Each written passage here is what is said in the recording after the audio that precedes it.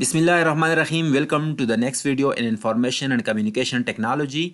आज की वीडियो में हम डिस्कस करने जा रहे हैं कंट्रोल यूनिट के बारे में। लास्ट टाइम जो फर्स्ट वीडियो थी उसमें हमने पढ़ा था कि किस तरह कंट्रोल यूनिट इंस्ट्रक्शन को मेमोरी से फेच करता है और उसके बाद उस इंस्ट्रक्शन को डिकोड करता है। तो डिकोड करने का मतलब होता है कि इंस्ट्रक्शन जो होता है उसके दो पार्ट्स होते हैं, एक जो काम करना होता है और दूसरा जिस पर काम करना होता है। ठीक है, तो एक को हम ऑपकोड कहते हैं जो काम करना होता है, और जो उसके ऑपरेंड्स होते हैं जिन पर काम करना होता है, तो उनको सबसे पहला हमारे पास जो कंट्रोल यूनिट का काम होता है वो इन दोनों चीज़ों को सेपरेट करना होता है कि काम क्या करना है और किस चीज़ पर काम करना है।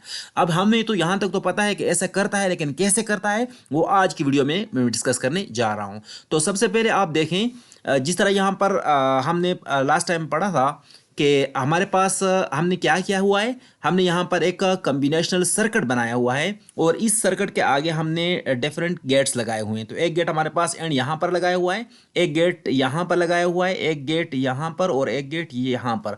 तो ये चार हमारे पास एंड गेट्स हैं। ठीक है, अब हमारे पास जो इनपुट सिग्नल होता है, यानी हमारे पास जो इंस्ट्रक्शन होती है वो यहाँ से आती है। तो फॉर द टाइम बीइंग मैं ऑपकोड के बारे में बात करता हूँ कि किसको इसको कैसे पता चलता है कि एक पर्टिकुलर ऑपकोड जो है वो एडिशन का है या सब्ट्रैक्शन का है या मल्टीप्लिकेशन का है या डिवीजन का है। मतलब हमने क्या करना होता है, नॉर्मली सीपीयू में फिच और डिकोड इन चीज़ों के अलावा जो काम करना होता है वो एएलयू पर हमने एडिशन करनी होती है, सब्ट्रैक्शन, मल्टीप्लिकेशन और डिवीजन करनी होती है। तो सबसे पहले जो ऑपकोड होता है उसको कंट्रोल यूनिट सेपरेट करके, जो इंस्ट्रक्शन के अंदर ऑपकोड होता है उसको सेपरेट करके और उससे पता लगाता है कि काम क्या करना है। ठीक है, तो यहां पर मैंने यहाँ पर चूंकि दो इनपुट वायर्स हैं, आप देख रहे हैं यहाँ पर जो दो इनपुट हैं, तो इसका मतलब है यहाँ पर एक इनपुट ये है और एक इनपुट ये है। इन दो इनपुट्स का मतलब है कि एक बिट यहाँ पर आएगा और एक बिट यहाँ पर आएगा, और उससे कंप्यूटर ने अंदाजा लगाना होगा कि ये पर्टिकुलर जो इनपुट्स हैं ये किस चीज़ के अगेंस्ट हैं। फॉर एग्जांपल मैं कहता हूँ अगर 0 0 हो, मतलब अगर ऑपकोड अगर 0 0 होगा तो इसने एडिशन करनी है, 0 1 होगा तो सब्ट्रैक्शन करनी है, 1 0 है तो मल्टीप्लिकेशन करनी है, और अगर 1 1 है, ठीक है, तो फिर उसने डिवीजन करनी है। मतलब यहाँ पर हमारे पास चार ऑपरेशन के लिए ये जो हमारे पास दो बिट्स आएंगे ऑपकोड के, अगर ऑपकोड में दो बिट्स होंगे तो यहाँ पर पॉसिबल जो ऑपरेशन हम कर सकते हैं वो कितने होंगे, चार ऑपरेशन, यानी चार सर्किट जो एएलयू के चार सर्किट्स होंगे, एक एडिशन के लिए, एक मल्टीप्लिकेशन के लिए, डिवीजन और सब्ट्रैक्शन के लिए। तो ये करस्पॉन्डिंग सर्किट को एक्टिवेट करेगा, बाकी जितने सर्किट्स होंगे उनको शट डाउन करेगा, और जो करेक्ट सर्किट होगा उसको ये यहाँ पर ऑन करेगा based on this particular input. तो हम देखते हैं पहले, सबसे पहले मिसाल के तौर पर हमारे पास हम देखते हैं यहाँ पर एग्जैक्टली उसी तरह के चार गेट्स लगे हुए हैं और इनके अगेंस्ट हमारे पास एडर है, सब्ट्रैक्टर है, मल्टीप्लायर है और इस तरह डिवाइड लोडर है या फिर डिवाइजर है, कोई भी है। ठीक है, लेकिन चार काम है। ठीक है, तो अब जैसे हमारे पास इनपुट में यहाँ पर आप देख सकते हैं चार किस्म के ऑपकोड्स हैं। अगर 0 0 ऑपकोड आएगा तो क्या होगा बेसिकली, तो 0 0 ऑपकोड आने से यहाँ पर देखें, सबसे पहले जो 0 0 ऑपकोड आएगा तो 0 इस वायर पर भी आ जाएगा और यहाँ से ही करस्पॉन्डिंग इस तरह इस सर्किट से गुजरता हुआ यहाँ पर चला जाएगा, और जो नेक्स्ट 0 है ये भी इन सर्किट से इस तरह गुजर के यहाँ पर चला जाएगा। और आप देख सकते हैं कि पहला वाला एंड जो है ये 0 प्रोड्यूस कर लेगा, और सेकंड वाला भी, थर्ड वाला भी, और आखिरी ने 1 प्रोड्यूस करके दे दिया। तो जिस आखिरी ने 1 प्रोड्यूस करके दे दिया इसका मतलब है कि 0 0 एक काम के लिए क्वालिफाई हो गया, और 0 0 का मतलब होगा कि लोडर। ठीक है, लोड करना है कोई चीज़ से। मैं फॉर एग्जाम्पल में भी यहाँ पर हम कुछ और भी लिख सकते हैं, लेकिन हमारा जो कंप्यूटर है बहुत सिंपल सा कंप्यूटर है और हम उसमें से चार काम करवाना चाहते हैं। तो ये चार हमारे पास जो मेंशन है ये काम है, और हमारे पास ऑप कोड जो होंगे वो इस तरह के चार ऑप कोड्स होंगे। ठीक है, तो ये एक ऑप कोड हो गया कि जब जब हमारे पास इंस्ट्रक्शन में जो इंस्ट्रक्शन आएगा उस इंस्ट्रक्शन से ऑप कोड और जो ऑपरेंड वो सेपरेट हो जाएंगे। तो सबसे पहले ऑप कोड को ये कंट्रोल यूनिट रीड करेगा, और ऑप कोड को रीड करने के बाद, इस ऑप कोड को जब रीड करने के बाद इस सर्किट से गुजारेगा तो इसे पता चल जाएगा कि ये कौन सा काम करना है। ठीक है, तो लोड करना है या फिर यहाँ पर डिवाइड करना है, जो भी काम करना है तो उसको पता तो चल गया। अब इसने क्या करना है, इस पर्टिकुलर सर्किट को एक्टिवेट कर देना है, बाकी जितनी सर्किट से वो तो ऑलरेडी 0 हो गए हैं। तो इस तरह यहाँ पर एक काम को हमने चॉइस कर लिया।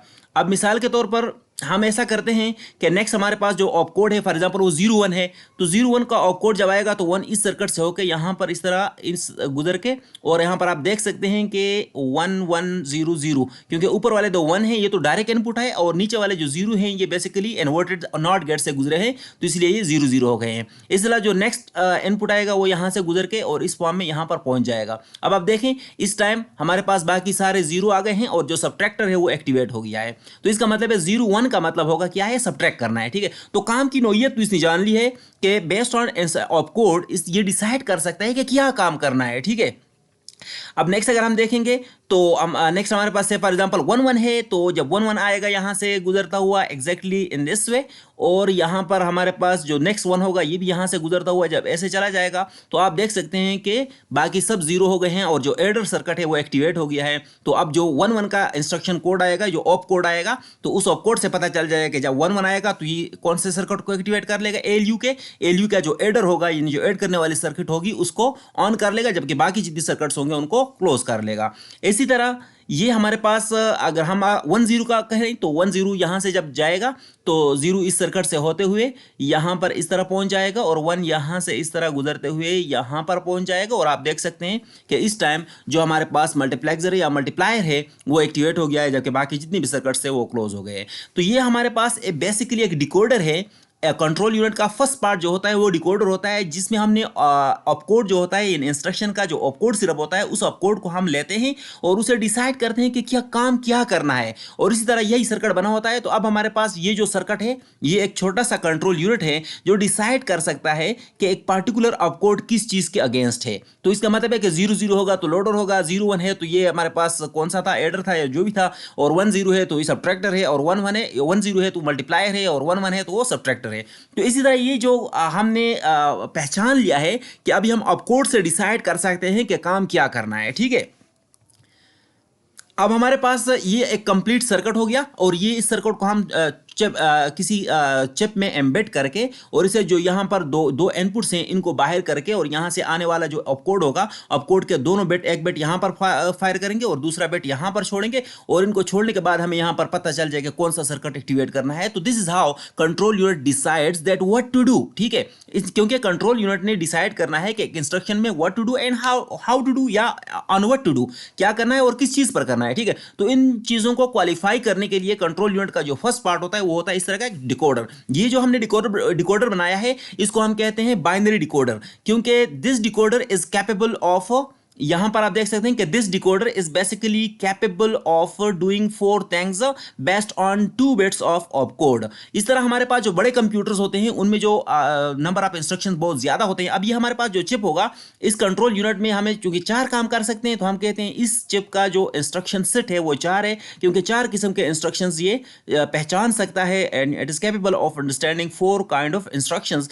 तो 4 इसका इंस्ट्रक्शन सेट हो गया। लेकिन कोई भी कंप्यूटर इतना लिमिटेड नहीं होता है कि उसके सिर्फ 4 काम होते हैं, लेकिन अगर कोई कंप्यूटर ऐसा है कि हम उसे मतलब सिर्फ 4 काम लेते हैं तो उसके लिए ये चिप हमारे पास काफी होगी। लेकिन अगर कोई कंप्यूटर बड़ा है तो हमारे पास फिर उसके बाद 4 बिट डिकोडर्स भी होता है। 4 बिट डिकोडर में ऐसा होता है कि 4 बिट्स होते हैं, और ये 4 बिट्स उसी तरह से हम सिर्फ नंबर ऑफ एंड गेट्स जो होते हैं उनको इंक्रीज कर लेते हैं, और ये 4 बिट्स यहाँ से एन होते हैं, और यहाँ पर ये जो पॉसिबल हमारे पास 8 ऑप्शंस हैं, तो इन 8 ऑप्शंस में जो एक होता है वो एक्टिवेट हो जाता है। 8 नहीं, दे मस्ट बी 16, ठीक है। यहाँ पर 16 पॉसिबल काम होना चाहिए। तो ये हमारे पास ये 4 डिजिट डिकोडर है या 4 बिट डिकोडर है, क्योंकि 4 बिट ये एज ऑपकोड लेता है और यहाँ पर डिसाइड करता है कि 16 कौन से पॉसिबल काम है। यानी इस कंप्यूटर से हम 16 किस्म के मुख्तलिफ काम ले सकते हैं। अब हमारे पास नेक्स्ट जो है ये फिर हमारे पास 8 डिजिट डिकोडर या 8 बिट डिकोडर है, जो हमारे पास ऑपकोड के 8 बिट्स को रिसीव करता है, ठीक है। ऑपकोड के 8 बिट्स को रिसीव करने के बाद डिसाइड करता है कि क्या काम करना है। तो 2⁻⁸ से जो भी आते हैं नंबर, इतने हमारे पास आउटपुट काम यहाँ पर पॉसिबल है, और इसका जो इंस्ट्रक्शन सेट होगा, जो number of possible task it can perform will be equal to 2⁻8।